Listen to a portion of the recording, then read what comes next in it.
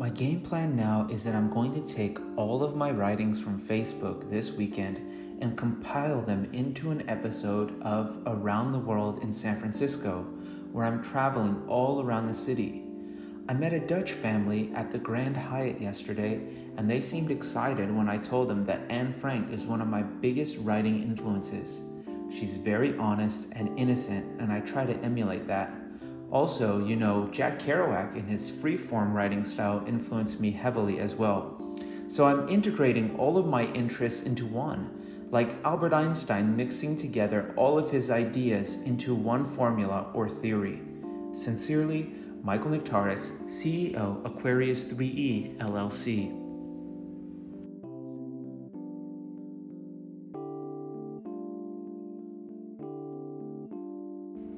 An update on the stock market and AMC. I found this funny meme showing Winnie the Pooh, two different images, one with hedge fund trading platform and another with ape trading platform.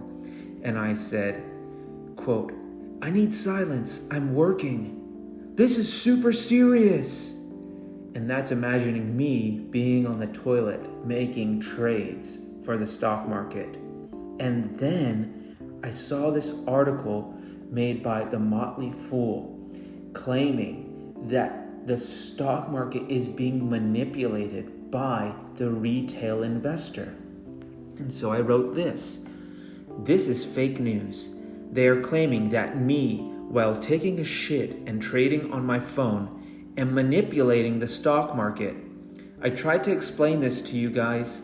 Anything that is disrupting the current corrupt power structures is attacked relentlessly by the media. They all work together. Type in AMC on Google and you'll find overwhelming negative publicity on the stock. The same thing happened with Trump. He was upsetting the political power structures in DC, and they were upset about it.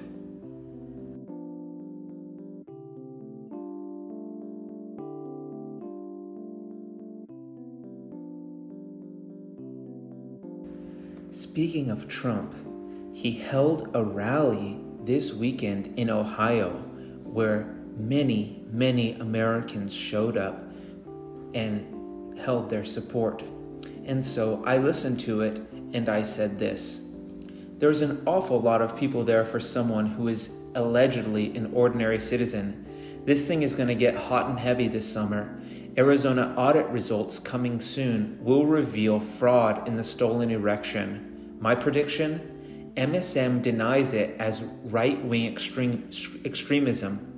Some sort of BLM thing happens to get libtards in the streets breaking things.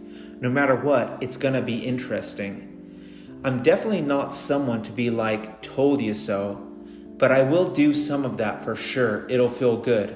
But mostly, I want to help my fellow Americans who have been misled and lied to by the MSM.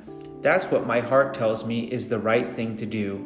Sincerely, MichaelNiktaris, CEO, Aquarius3E LLC.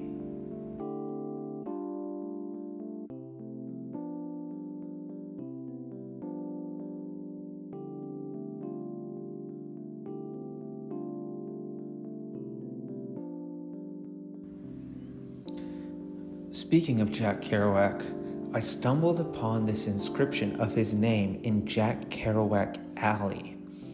Above it is his name written in Chinese characters, Ya Da Xia Xiang. And then I wrote this. I'll make sure they don't forget you, Jack Kerouac. Memories fade, statues crumble, plaques weather away, but every step and every word spoken matters to someone. Even if that person were to come along long after you are gone, all your efforts leave an image and impression in another dimension where the time-space is different from ours, but it remains there forever.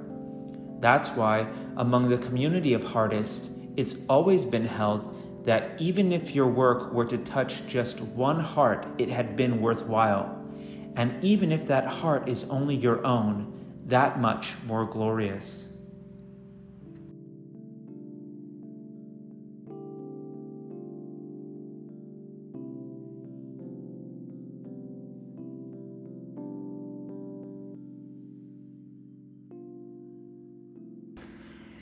One thing that I did on Sunday was, as I was riding my bike, I was listening to a PBS documentary of Napoleon Bonaparte. Here's one of the quotes that I really enjoyed. "If I have any ambition, it is so natural to me, so intimately linked with my existence, that it is like the blood that circulates in my veins." Napoleon Bonaparte. And he would often eat his meals very quickly while riding his horse. Sometimes I do that when I'm on my bike, and I pretend like I'm Napoleon Bonaparte and that the bike is my horse. Another great line from the very ending of the documentary is this.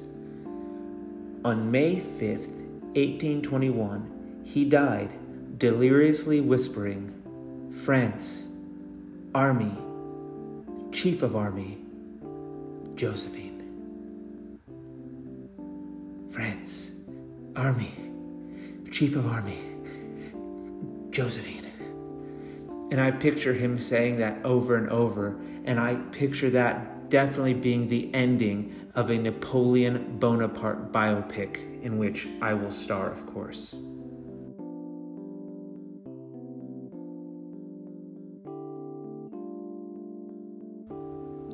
Speaking of emperors like Napoleon, here's another emperor you probably never heard of, Emperor Norton the First of San Francisco.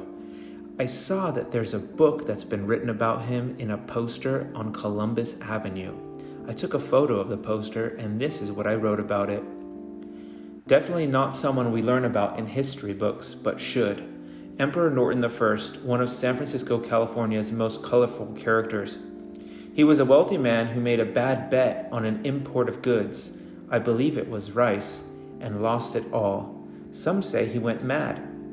In any case, he declared himself Emperor of these United States and walked around the city giving proclamations and speeches all day. He was absolutely way ahead of his time. He called for the bridge to be built between Oakland and SF long before the Bay Bridge was built. He also was vehemently against discrimination and stood up for Chinese people in particular, once even shouting loudly and invoking God's name when some people were coming to harass some Chinese folk. Should be a great read. Sincerely, MichaelNiktaris, CEO, Aquarius3E LLC. And I'm going to go buy that book today, probably from Alexander Book Company on 2nd Street. I think it could make a great movie, as well as that Napoleon biopic I'm gonna make. Because not only am I a great writer and entrepreneur, but I'm also a great actor and performer. Speaking of performers, I like to study the great performers of history. One of those performers is Johnny Cash. I watched a documentary about Johnny Cash on Saturday on YouTube, and this is what I had to say about it. One of the most spiritual performers I ever heard. And he was spiritual without even saying the word God, because he talked about things that all men deal with, troubles we all go through. Actually, I have this vision of performing all over the United States, even in every small city in every state. I want to hear the voices of all Americans and see their land. And it'd be a great way to lay a foundation for a campaign trail should I ever run for political office. Sincerely, MichaelNiktaris, CEO, Aquarius3E LLC.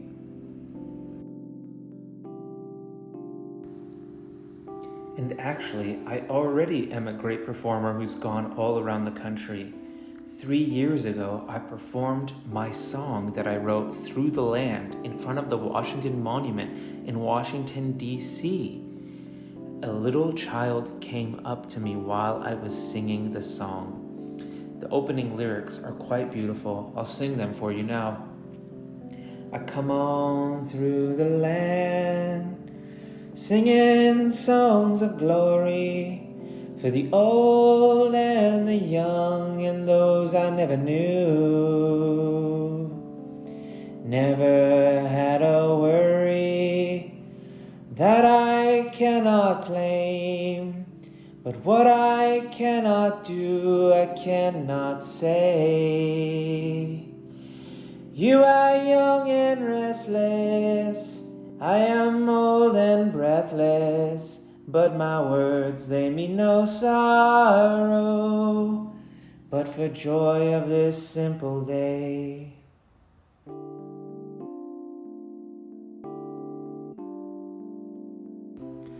And that's about all I have to say for today's episode of Around the World in San Francisco. Thank you so much for your time. I really appreciate you being here with me. Listen to the episode while you're on your jog, or maybe even a bike ride of your own, or if you're at home and you need some inspiration, you want your imagination to expand, you could put it on the TV, watch YouTube on your TV. That's what I like to do. Anyway, stay strong, stay confident, stay bold, and know that all of your dreams are within reach. You just have to, step by step, put the work in, visualize, and execute it. Thank you for your time. Goodbye.